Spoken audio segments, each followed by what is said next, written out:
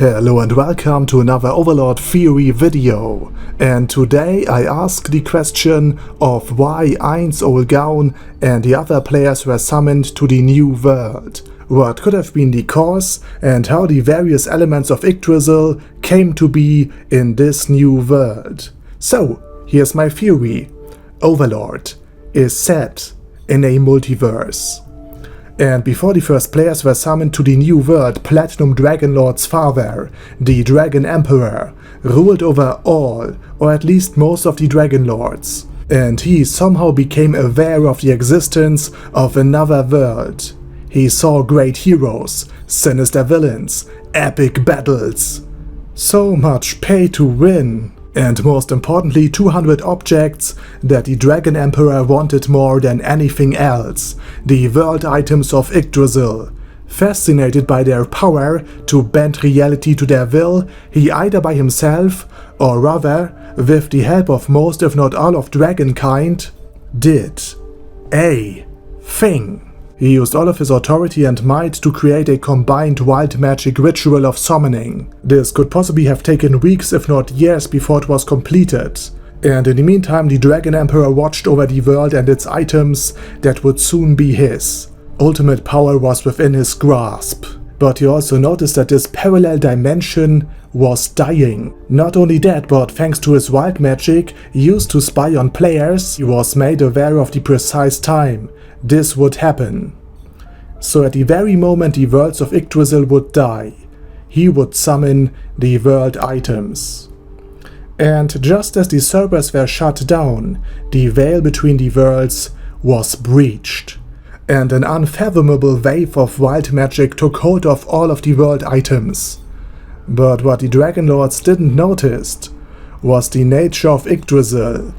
It was not a different dimension. It was a game inside a different dimension, and instead of just teleporting already existing objects to the new world, the ritual used the vast amounts of souls or wild magic to actualize the world items, to transform them from in-game data to actually existing objects. What was left of the wild magic tried to grasp the world items.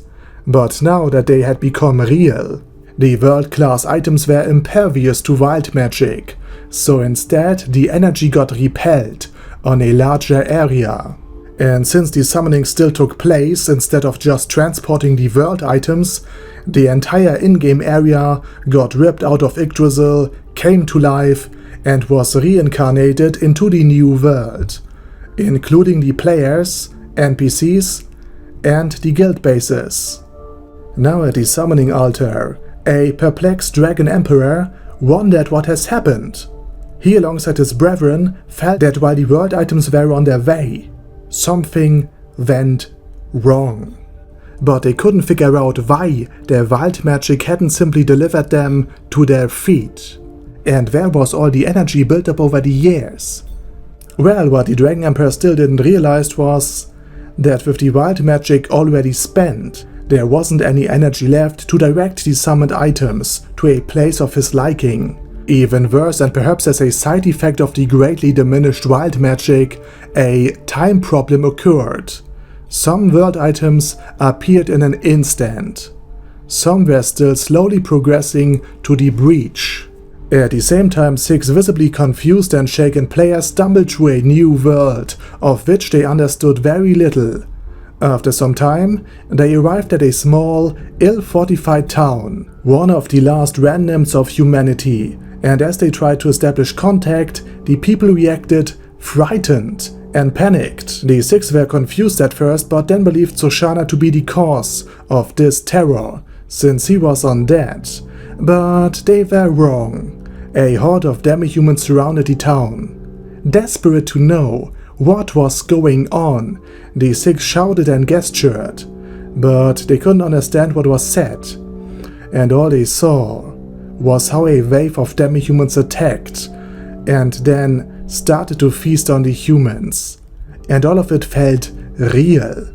And as the smell of blood, something that didn't even exist back in Yggdrasil, reached them, they knew this, indeed, was real. Now, desperate, angered, and willing to act, one of the six made a choice. He pulled out Ouroboros and 5 elements overcoming and enabled auto-translation and, more importantly, Yggdrasilian rules. Now able to use their own power again, they slaughtered the surprised demi-humans. In awe of this deed, the remaining humans knelt and vowed fealty to their saviors. Thus a theocracy was born. During this fateful moment, the dragons cried out in shock and fear. They felt a sense of confusion, followed by rapidly increasing panic and loss. It was as if they had just woken up, opened their eyes, only to see milky images and ill-lit shadows. Their wild magic was now changed, twisted, and obscured by the use of the world items, and the dragons didn't realize their mistakes. Neither that Yggdrasil was a game, nor that a world item had been used. The ensuing chaos was perfect, and the dragons fell into heated debates and maybe even some infighting. Now you might ask yourself, why should the wild magic be affected by world items? Aren't world items wild magic, and wild magic is immune to wild magic, and world items are immune to wild magic? So the world items shouldn't have any effect, right? And the answer is no. Back in Yggdrasil, a change to the magic system also applied to the holders of other world items. They are immune to it, but their magic isn't. So while the dragons were busy recovering and reorganizing from the chaos, the 6 players built a country, and even 100 years after, Surshana still kept humanity safe and secure. The Dragon Emperor and the rest of dragonkind spent 100 years to collect the souls necessary to pay for the greatly increased cost of wild magic. They had to revert the damage done. They had to save their ancient magic race. At the same time, over a southern stretch of land, a shadow appeared out of nowhere, exactly 100 years after the 6 great gods had arrived. An island floated through the sky. This flying city was the home of 8 kings. Now, instead of just being downtrodden office workers, they became absolute rulers over their domains. Food, drink, bodily pleasures, status, recognition, loyalty, and power was theirs. But soon, they would learn that the dragons wanted to de-summon them, and if the dragons were allowed to succeed, they would have been cast back into the dystopic, polluted earth, and thus the Great Draconic War began. At its end, the dragons were broken, while the kings secured their rule. And they didn't stop there.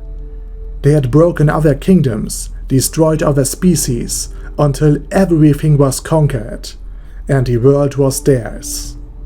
During this time, Surshana might have been killed, but being united in greed is a weak alliance at best. Soon the kings would turn their greed onto another, and after the civil war devastated the empire of the 8 great kings, the last surviving king healed the worst of his wounds. He was finally victorious. He killed off his competition, and while his manpower was exhausted, and everyone besides him was dead, he could always replenish his manpower with a sufficient amount of Yggdrasil gold. More importantly, he had won. The world was now in the palm of his hand. At peace with himself, he stared into the setting sun, bathing in its diminishing rays, before he noticed wings within the red circle. 10 dragon lords, Platinum amongst them, seized what remained of the day to put an end to the king who had nearly wiped out their race.